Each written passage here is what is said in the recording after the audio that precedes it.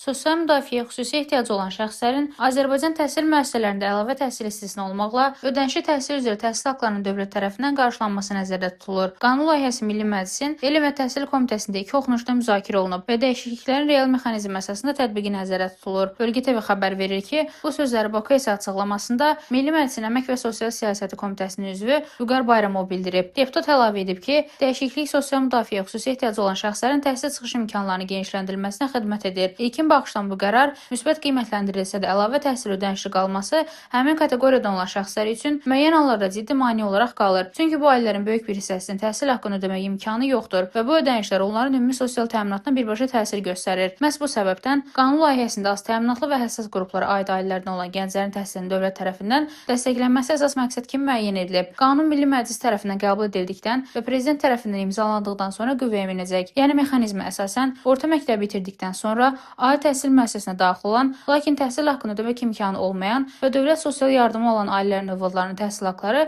dövlət hesabına ödəniləcək. Bu isə həmin ailələrin təhsilə çıxış imkanlarını əhəmiyyətli dərəcədə artıracaq. Qeyd edək ki, dəyişiklik təkcə təhsilə çıxışı asanlaşdırmaqla kifayətlənməyəcək. Eyni zamanda ailələrin sosial təminatının gücləndirilməsinə də mühüm töhfə verəcək. Bu güzəşt ikinci ali təhsilə şamil edilmir. İkinci təhsil ölkədə qüvvədə olan qanunvericiliyə əsasən ödənişli hesab olunur. Rəna Rövşən qızı, Bölgə TV.